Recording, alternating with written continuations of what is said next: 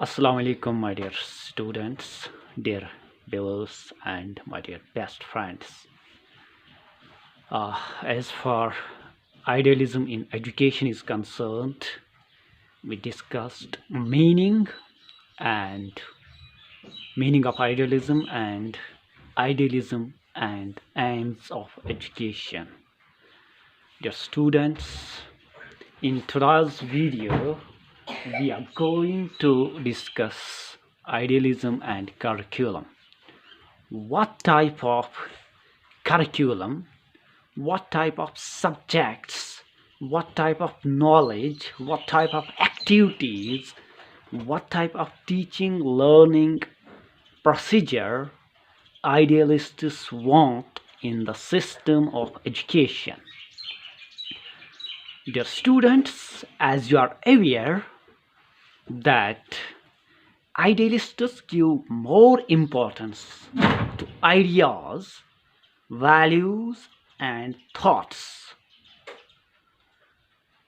They believe that mind is more powerful, mind is more strong than senses.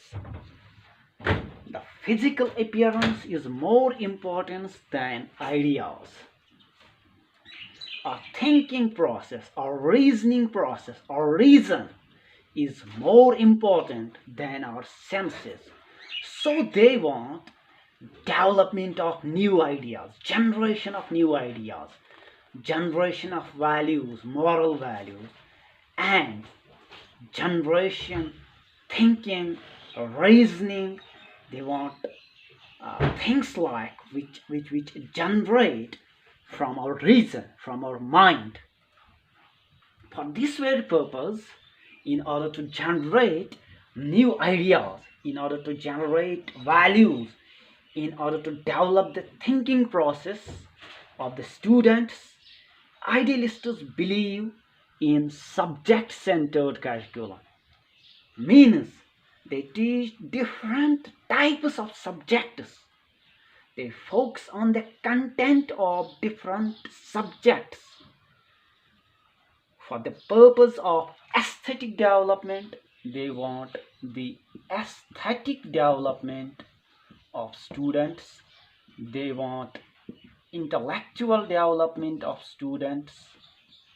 They want moral development of students. And for this very purpose, they believe on the teaching of subjects like philosophy, sociology, history, literature, science, mathematics, poetry, art, etc. My dear students, for the purpose of development of intellectual development, they want that literature, history, geography, mathematics, and science should be taught.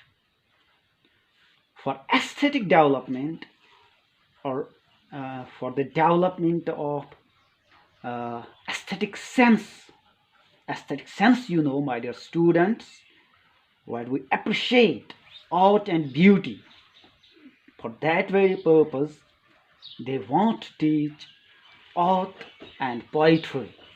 And for the moral development of students, they trust in the teaching of religion and ethics.